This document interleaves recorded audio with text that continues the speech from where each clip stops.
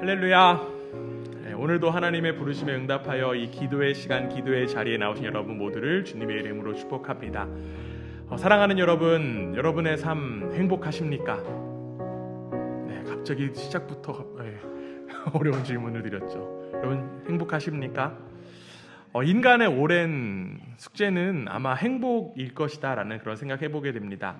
인간은 언제나 행복을 추구해 왔어요.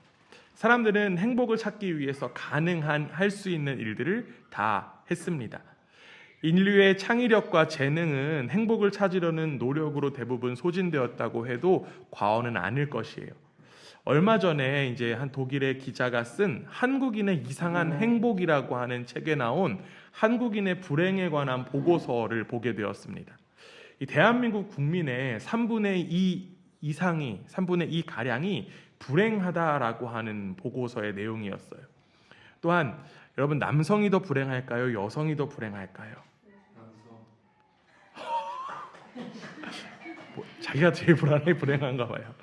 네, 안타깝게도 남성보다는 여성이 더 불행하다라는 표시를 했고, 어떤 연령대가 또 가장 불행하다고 표시를 했을까요? 20대? 50대? 40대? 30대가 가장 불행하다라는 그러한 내용이었습니다. 이처럼 우리는 행복을 찾아서 열심히 살아가지만 안타깝게도 우리 인간은 행복을 삶에서 잘 누리지 못하고 있습니다. 도대체 우리는 어떻게 행복해지는 것일까요? 사람들은 그 질문을 찾고 구하며 묻고 살아가고 있습니다. 그런데 우리가 함께 살펴보고 있는 오늘 사도행전에 나온 초대교회 그리스도인들은요, 자신들의 삶에서 행복과 기쁨을 누리고 있었습니다. 우리가 앞서 함께 읽었던 사도행전 2장 46절 다시 한 번 더 읽어볼게요. 함께 읽습니다. 시작. 날마다 마음을 같이하여 성전에 모이기를 힘쓰고 집에서 떡을 떼며 기쁨과 순전한 마음으로 음식을 먹고. 우리는 계속적으로 이 초대교회의 면면을 살펴보고 있습니다. 진리를 보고 믿게 되면서 이들이 세상을 떠나서 교회로 들어오게 되었어요. 그런데 지금 우리가 방금 읽은 이들의 모습 가운데에서 우리의 시선이 모아지는 지점이 있습니다. 그것은 바로 그들이 무엇을 누렸다? 기쁨을 누렸다라고 하는 사실이에요. 이들은 기쁨과 순전한 마음으로 음식을 먹고 하나님을 찬미했습니다. 이처럼 그리스도인의 표지 가운데 하나는 바로 기쁨이다라고 이야기할 수 있어요. 그런데 안타깝게도요, 비그리스도인들은 그렇게 생각하지 않습니다. 흔히 사람들은 이 기독교 신앙이 인생을 망친다, 인생에 불행을 가져온다라고 생각하는 그러한 경향들도 있어요. 사람들은 기독교를 가리켜서 일종의 도덕적인 노력과 수고일 뿐이다라는 그러한 이야기들도 합니다. 그렇기 때문에 기독교를 가리켜서 반대하는 종교다, 억압하는 종교다라는 그런 이야기도 해요. 어떤 것들을 억압하고 제한하고 반대합니까? 우리가 잘 알고 있듯이 음주를 반대하고 흡연을 반대하고 전쟁을 반대하는 종교가 기독교이지 않냐라는 그러한 인식을 합니다. 그래서 기독교를 자유를 억압하는 그러한 부정적인 종교로 인식하곤 해요. 많은 청년과 청소년들이요, 기독교에 등을 돌리고 있는 일들이 일어납니다. 이들 가운데에는 모태신앙으로 자라온 이들이 참 많습니다. 그들은 이러한 이야기들을 해오곤 합니다. 어릴 때는 부모님 때문에 어쩔 수 없이 교회를 다녔습니다. 그러나 이제는 다 컸으니까 더 이상 그렇게 하지 않을 것입니다. 이들은 스스로를 즐기며 자유와 해방과 참된 행복의 삶을 살기 위해서 교회를 뛰쳐나가고 있습니다. 물론 기독교가 반대하는 것이 없다라고 이야기할 수 없습니다. 그러나 이는 기독교의 본질과는 다른 것이다라고 이야기할 수 있어요. 기독교의 본질 가운데 하나는 기쁨입니다. 우리가 방금 확인한 이 사도행전 속의 초대교회의 모습에서도 확인할 수 있듯이 그들은 기쁨을 누렸습니다. 사도 바울은 빌립보 교회의 교인들을 향하여서 기쁨의 편지를 썼어요. 사도 바울은 기쁨을 억누를 수가 없었습니다. 그래서 사도 바울은 빌립보서 3장에 첫머리에 주 안에서 기뻐하라 라고 하는 권면을 하면서 4장에서는 또 이러한 이야기를 해요. 빌립보서 4장 4절 말씀인데요, 우리 함께 한번 읽어보겠습니다. 함께 읽습니다. 주 안에서 항상 기뻐하라. 내가 다시 말하노니 기뻐하라. 이처럼 기독교는 기쁨의 종교입니다. 기쁨이 바로 그리스도인의 삶이라고 이야기할 수 있습니다. 그렇다면 우리는 여기서 한 가지 생각해 볼 수 있습니다. 세상이 말하는 기쁨과 그리스도인이 누리는 기쁨, 이 기쁨이라고 하는 개념이 다른 것은 아닐까라는 생각입니다. 도대체 기쁨이라고 하는 것은 무엇일까? 초대교회에서 누렸던 기쁨은 무엇일까라고 하는 것들을 우리는 생각해 볼 수 있어요. 우리는 기독교 안에 있는 기쁨, 하나님께서 허락하시는 기쁨이 무엇인지에 대해서 말씀을 통해서 함께 살펴보려고 합니다. 특별히 오늘 우리가 함께 읽은 본문 속에 있는 기쁨과 그 순전한 마음에 대해서 우리는 말씀의 문맥을 통해서 함께 한번 살펴보려고 해요. 문맥이 이렇습니다. 여러분들이 이미 잘 알고 계시지만 사도행전 2장 42절 43절에 보면 이러한 문맥 가운데 있는 거예요. 우리 함께 읽습니다. 시작. 그들이 사도의 가르침을 받아 서로 교제하고 떡을 떼며 오로지 기도하기를 힘쓰니라. 사람마다 두려워하는데 사도들로 말미암아 기사와 표적이 많이 나타나니. 우리는 기쁨과 즐거움을 정의할 때 한 가지 요소를 분명히 염두에 두어야만 합니다. 지금 우리가 함께 읽은 이 사도행전 2장 42절 43절에 나온 중요한 요소가 한 가지 있어요. 그 요소가 무엇이냐면 바로 두려움이라고 하는 요소입니다. 여기에 나온 두려움, 어떤 두려움을 이야기하는 것일까요? 여기에 나온 두려움은 바로 하나님을 향한, 하나님에 대한 두려움을 이야기합니다. 성령님께서 이 초대교회 가운데 임하셨고 하나님의 강력한 능력이 나타나기 시작했어요. 사람들은 하나님의 그 강력한 손길이 느껴지자 두려움에 휩싸였습니다. 이를 다른 표현으로 바꾸면요, 하나님을 경외하기 시작했다라고 이야기할 수 있습니다. 성경에는요, 하나님에 대한 두려움, 하나님을 경외하는 여러 가지 사건들을 이야기하고 있습니다. 우리가 잘 아는 말씀 가운데 이러한 말씀이 있어요. 베드로와 몇몇 제자들이요, 밤새 고기잡이를 했습니다. 그러나 그들은 아무것도 잡지 못했습니다. 그런데 다음날 아침에 예수님께서 그들을 찾아오셨어요. 그리고 그들을 가리켜서 깊은 데로 가서 그물을 던지라 라고 말씀하셨습니다. 제자들이 예수님의 말씀대로 하자 곧 그물이 찢어질 정도로 고기가 많이 잡혔어요. 그 다음에 어떤 일이 있었습니까? 베드로가 예수님 앞에 엎드렸어요. 그리고 베드로는 이러한 이야기를 고백했습니다. 누가복음 5장 8절 말씀인데요, 함께 읽습니다. 시작. 시몬 베드로가 이를 보고 예수의 무릎 아래 엎드려 이르되 주여 나를 떠나소서 나는 죄인으로소이다 하니. 예수님께서는요, 이 베드로를 비롯한 제자들에게 아무 말씀하지 않으셨습니다. 베드로를 향해서 꾸짖지도 않으셨어요. 예수님은 단지 능력을 나타내 주실 뿐이었습니다. 이처럼 하나님의 그 강력한 손길을 느끼게 될 때, 즉 하나님의 거룩함 앞에 서게 될 때, 하나님의 두려움을 느끼게 될 때 우리는 놀라고 두려워하며 자신의 그 자신의 그 연약함과 한없이 그 자금을 느끼게 됩니다. 하나님의 손길은 엄청납니다. 미약하고 비천한 우리가 하나님의 손길을 느낄 수 있다라고 하는 사실 우리 가운데 기적과도 같은 일입니다. 우리는 생명의 탄생 그리고 죽음을 통해서 창조자이신 하나님의 주권 그리고 그 손길을 보게 됩니다. 그리고 그 앞에 나의 약함을 인정할 수밖에 없습니다. 마찬가지예요. 사도행전에 나온 초대교회 사람들은요, 하나님의 손길을 경험했습니다. 성령께서 그들 가운데 임하셨고 제자들은 하나님의 권능으로 인해서 충만해져 갔습니다. 그리고 성경은 분명하게 이야기합니다. 사람들이 두려워했다라고요. 즉 우리가 여기서 알 수 있는 것은 초대교회 성도들이 누린 기쁨은 바로 하나님을 향한 두려움에서 비롯된 기쁨이다라고 이야기할 수 있습니다.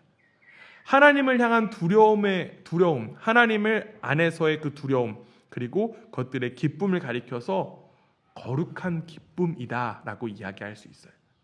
사도 바울은요, 이 거룩한 기쁨에 대해서 이렇게 이야기했습니다. 로마서 14장 17절인데요. 함께 읽습니다. 시작. 하나님의 나라는 먹는 것과 마시는 것이 아니요 오직 성령 안에 있는 의와 평강과 희락이라. 사도 바울은요, 성령 안에서 누리는 기쁨에 대한 이야기를 했습니다.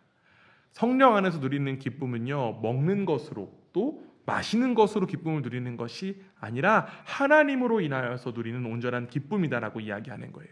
이것이 바로 두려움이 포함된 기쁨, 거룩한 기쁨이다라고 이야기할 수 있습니다. 우리가 누릴 수 있는 진정한 기쁨이 바로 이러한 기쁨이에요. 이것이 바로 하나님의 영광과 그분이 예수 그리스도 안에 있는 자들과 함께 하시는 그 하나님 나라의 일부이며 맛보기입니다.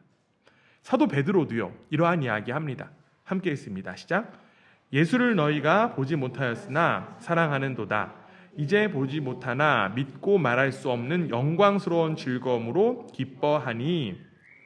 지금 베드로 사도는요, 말할 수 없는 영광스러운 즐거움으로 기뻐한다라고 이야기했습니다. 왜 지금 베드로 사도가 말할 수 없는 그 영광스러운 즐거움으로 기뻐한다라고 이야기할 수 있었던 것일까요? 그는 예수 그리스도를 통한 기쁨을 누렸기 때문입니다. 그는 거룩한 기쁨을 누렸던 사람이었어요. 바로 성령을 통해서 하나님을 알고 예수 그리스도를 믿게 될 때 우리 가운데 허락된 기쁨, 그 말할 수 없는 영광의 즐거움이 우리 가운데 임한다라고 하는 사실입니다. 일반적으로 사람들은 모든 일이 순조로울 때 행복하고 기뻐합니다. 주머니가 두둑하고요. 그리고 주위에 가족이 있을 때 행복합니다. 설교를 시작하면서 소개했어요. 대한민국 국민의 3분의 2가 불행하다라고 하는 조사. 그런데 여기에서 세부 항목으로 소개된 내용이 있었습니다. 그것은 바로 삶이 불행하다고 생각한 이유의 56%의 요인이 무엇일까요? 바로 맞아요. 경제적인 문제로 인한 것이었습니다. 삶의 불행의 요인을 바로 경제로 뽑았어요. 이처럼 사람들은 경제적으로 내가 더 많이 가지면 행복할 수 있다, 행복한 삶을 살아갈 수 있다라고 생각합니다. 즉 조건을 붙입니다. 또한 어떤 사람들은요, 가족을 행복의 요인으로 꼽는 사람들도 있습니다. 예를 들면 행복하게 살아가는 부부가 있어요. 이들의 기쁨은 전적으로 서로의 관계 속에서 의존해 갑니다. 좋아 보이기도 하고 바람직해 보이기도 합니다. 그런데 문제가 한 가지 있습니다. 이들 가운데 한 사람이라도 떠나게 되면 어떤 상황이 벌어지게 될까요? 다른 한 사람은 망연자실해지고 비참한 처지가 될 것입니다. 이렇게 가족이다, 또 돈이 주는 그러한 상황으로 인한 기쁨은 일시적이다라고 이야기할 수밖에 없어요. 그러나 하나님께서 허락하시는 그 기쁨은 상황에 의존하지 않습니다. 그렇기 때문에 초대교회 그리스도인들은 그리스도인이 된 이후에 박해와 학대를 당하면서도 여전히 기쁨을 누릴 수 있었어요. 사도행전은 여러 상황을 뛰어넘는 기쁨을 이야기하고 있습니다. 그리고 그 대표적인 모습이 바로 사도 바울과 그의 동역자 실라가 빌립보를 방문했을 때 이야기를 소개하고 있어요. 바울과 실라는요, 빌립보에 이르러서 강가에서 복음을 전했습니다. 그곳은요, 사람들이 모여서 기도를 하는 자리였어요. 그런데 그때 점치는 귀신 들린 한 소녀가 바울과 실라를 따라다녔습니다. 그리고 그들을 가리켜서 이 사람들은 지극히 높은 하나님의 종으로 구원의 길을 너희에게 전하는 자다라고 이야기했어요. 이런 일들이 여러 날 계속되었습니다. 결국 바울과 실라는 그 소녀에게 귀신을 쫓아냈습니다. 그런데 이제 여기서 문제가 발생해요. 이 소녀로 인하여서 돈을 벌던 사람이 있었습니다. 그 주인이 그러지 못하게 되자 관원들에게 이 바울과 실라를 고발하게 된 것입니다. 이 사람들이 범법자라고 하는 거예요. 결국 관원들은 바울과 실라를 체포했고요. 바울과 실라는 결백했지만 재판을 받지도 못한 채 채찍질을 당하게 되었습니다.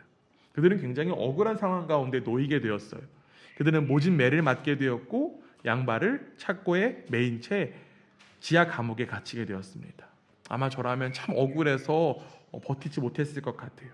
그런데 성경은 그들을 가리켜서 이렇게 이야기하고 있습니다. 사도행전 16장 25절인데요. 함께 했습니다. 시작. 한밤중에 바울과 실라가 기도하고 하나님을 찬송하매 죄수들이 듣더라. 감옥에서 그들이 무엇을 했습니까? 그쵸, 하나님께 기도하고 찬양했습니다. 사실 그들은 도무지 찬양할 수 없는 그러한 상황 속에 놓여 있어요. 그들이 억울함 가운데 놓여 있습니다. 그들은 기쁨과 어울리지 않습니다. 그러나 그들은 찬양했어요. 그들은 기뻐할 수 있었습니다. 함께 있었던 죄수들 그리고 간수들은요, 그들의 찬양으로 인하여서 놀랐습니다. 그들은 세상이 놀랄 만한 기쁨을 감옥에서도 누렸어요. 그 이유가 무엇이었을까요? 그 이유는 바로 하나님의 살아계심을 그 감옥에서도 인정하고 누릴 수 있었기 때문입니다. 이처럼 하나님께서 허락하시는 기쁨은요, 상황과 환경에 의존하지 않는 기쁨입니다. 나중에 바울이 다시 한 번 더 감옥에 갇힙니다. 그런데 갇혔을 때 바울은 빌립보 교회 교우들을 향해서 이러한 이야기를 고백합니다. 빌립보서 4장 11절에서 13절까지 말씀입니다. 함께 읽습니다. 내가 궁핍함으로 말하는 것이 아니니라. 어떠한 형편에든지 나는 자족하기를 배웠노니 나는 비천에 처할 줄도 알고 풍부에 처할 줄도 알아. 모든 일 곧 배부름과 배고픔과 풍부와 궁핍에도 처할 줄 아는 일체의 비결을 배웠노라. 내게 능력 주시는 자 안에서 내가 모든 것을 할 수 있느니라. 지금 바울은요, 상황이나 환경에 지배당하지 않음을 이야기하고 있습니다. 바울은 고난 가운데에서도 견딜 수 있었고 기뻐했습니다. 이것이 바로 하나님 안에서 누리는 참된 기쁨이다라고 이야기합니다. 이제 우리는 우리의 상황, 우리의 환경을 한번 돌아보기 원합니다. 우리는 모두 결국 이 세상에서 의존하는 것들을 떠나보내는 순간을 맞이하게 될 것입니다. 여기에 바로 우리 인생의 큰 시험이 있습니다. 우리 인생에는 상실이 있고요, 재난이 있고 헤어짐이 있고 죽음도 있습니다. 홀로 세상에 남겨져 있다라는 상황 속에 우리가 있다라고 하면 절망할 수밖에 없을 것입니다. 그런데 이러한 상황을 뛰어넘는 기쁨이 우리 모두 가운데 허락되었다라고 하는 사실입니다. 바로 하나님의 살아계심으로 인한 기쁨입니다. 세상이 주는 기쁨, 일시적이고 형편없는 모조품에 불과하다라고 하는 사실을 우리는 깨달아야 해요. 그 깨달음이 바로 회개입니다. 단지 내가 하나님을 믿습니다라고 하는 그러한 회개가 아니라 삶의 방향을 바꾸는 것이 진정한 회개라고 하는 사실입니다. 세상이 주는 기쁨을 의존하지 않고 오직 하나님만을 바라보며 하나님만을 의지하겠다라고 하는 결단이 바로 우리 모두에게 필요한 진정한 회개라고 하는 사실입니다. 이 세상은요, 행복 자체를 목적으로 삼습니다. 행복한 인생이 성공한 인생이다라고 주장해요. 그런데 여러분, 행복 자체가 목적이 되어서는 절대로 안 됩니다. 행복은 하나님께서 주시는 축복 가운데 일부입니다. 우리가 살펴보고 있는 사도행전 속에 이 3,000명의 사람들, 무엇 때문에 행복했을까요? 그들은 베드로의 설교를 듣고 믿어서 행복했습니다. 그들은 사도들의 가르침에 귀를 기울이고 교제와 떡을 떼는 것과 기도를 알았기 때문에, 그리고 그것들을 누렸기 때문에 행복했습니다. 이처럼 기뻐하고 즐거워하고 있는 것, 즐거워하는 것, 한때 내가 매여 있었던 것에서 해방되었기 때문에 기쁨을 누릴 수 있었던 거예요. 그리스도인들은 하나님과 자신에 대한 그 지독한 무지에서 해방되었습니다. 그들은 그래서 마음에 찔렸던 거예요. 이전에 자신들이 하나님의 진노 아래 있다라고 하는 사실을 깨달았습니다. 그리스도를 거부한 자신들의 죄를 깨달았고 자신들이 과연 용서받을 수 있을지에 대해서 걱정했습니다. 그래서 마음이 찔린 거예요.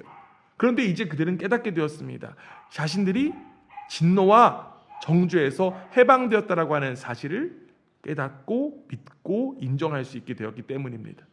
그렇기 때문에 그들이 진정 행복을 누릴 수 있었던 거예요. 기쁨을 누릴 수 있었던 것입니다. 이 기쁨을 예로 들면 이렇게 조금 설명해 볼 수 있을 것 같습니다. 어떤 한 사람이요, 불치병에 걸렸습니다. 그래서 그 불치병에 걸린 사람이 고통을 당하면서 의사들을 열심히 찾아다녔지만 오히려 병세가 더욱더 악화되어 가고 희망이 없는 그런 절망에 빠지게 되었습니다. 그런데 어느 날 아침에 이제 신문에서 자신의 병을 치료할 수 있는 약이 개발되었다라고 하는 소식을 보게 되었어요. 그리고 마침내 이 사람은 그 약을 복용하게 되었고 낫게 되었습니다. 만약 여러분이 이 사람이라고 하면 이 사람의 기분이 어떨까요? 그렇죠, 행복할 거예요. 기쁠 것입니다. 또 하나의 예를 들어보면요, 바다에 빠져서 허우적거리다가 뒤진맥진하면서 죽어가는 사람이 있습니다. 그는 이제 모든 것이 끝났다라고 생각하면서 극한 절망 가운데 빠져 있습니다. 그런데 그때 갑자기 어디선가 손이 하나 나타나는 거예요. 손 하나가 그를 붙잡고 끌어올리는 것입니다. 그는 그래서 살게 되었습니다. 이제 보트 위에 누워서 숨을 쉬는 이 사람의 기분은 어떨까요? 이제 살았다. 안도의 기분이 들 것이고 또 감사할 것입니다. 이 두 사람의 기쁨이 바로 우리 그리스도인들에게 허락된 기쁨이라고 하는 사실입니다. 그리스도인은 죽음에서, 진노에서, 정죄에서 해방된 이들이기 때문입니다. 혹자는 이러한 생각에 이를 수 있을 것 같아요. 그렇다면 현실을 무시하라고 하는 것인가요? 현실은 너무나도 불행한데 어떻게 행복할 수 있습니까?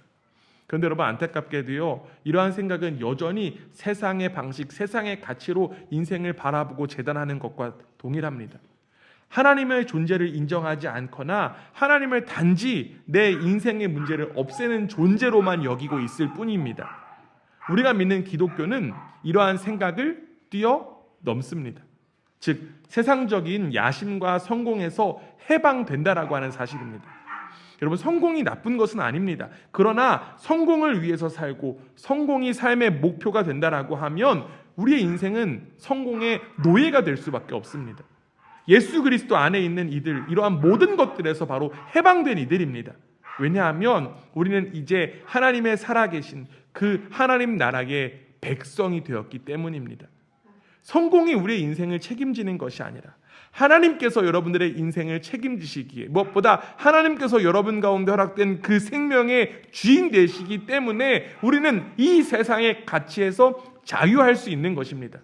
그래서 사도 바울은 이러한 고백을 하게 되었습니다. 고린도서 3장 17절에 이렇게 됩니다. 함께 읽습니다.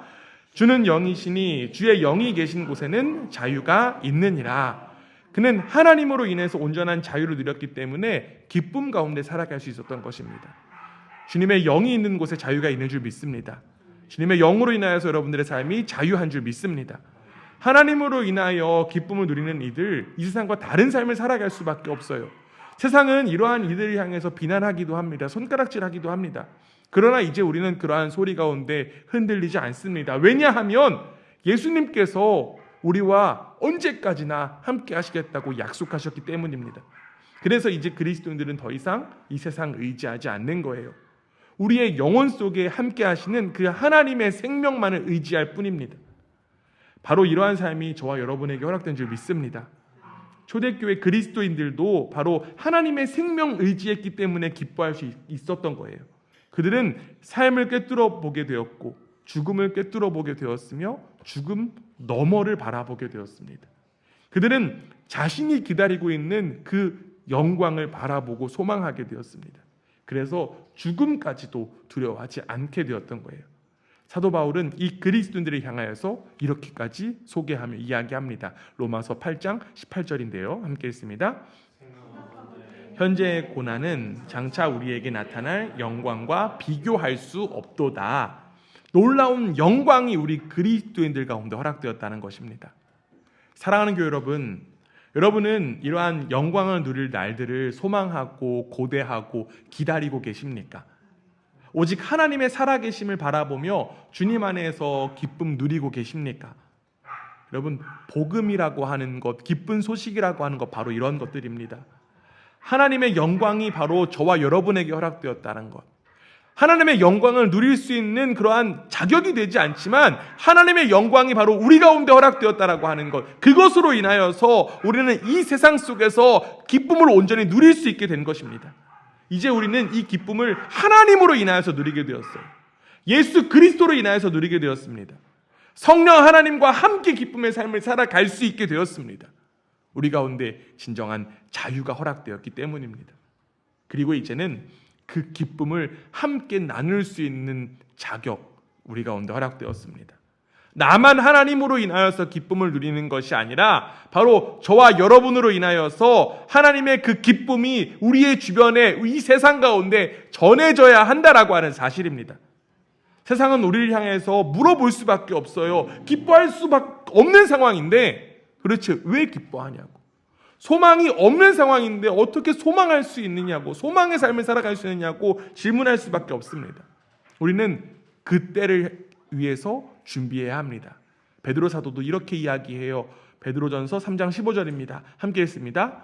너희 마음에 그리스도를 주로 삼아 거룩하게 하고 너희 속에 있는 소망에 관한 이유를 묻는 자들에겐 대답할 것을 항상 준비하되 온유와 두려움으로 하고.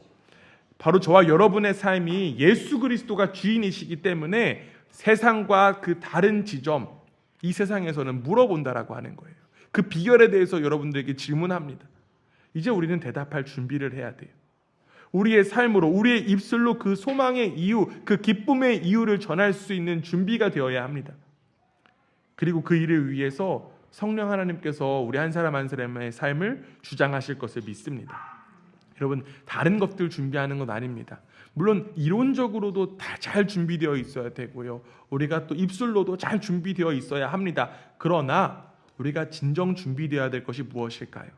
지금 베드로 사도가 이야기했던 것처럼 예수 그리스도가 내 삶의 주인이다라고 하는 사실을 우리가 분명히 할 때 진정으로 준비가 될 수 있습니다. 세상의 다른 것들이 내 삶의 주인인 것이 아니라 오직 예수 그리스도가 내 삶의 주인이라고 하는 사실을 우리가 분명히 믿고 따를 때 우리는 이 소망을 전할 수 있는 준비가 된 것입니다.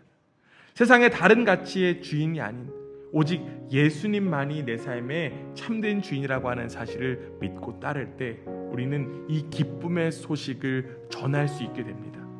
특별히 이제 여름 휴가 시즌, 여름 방학이 시작됩니다.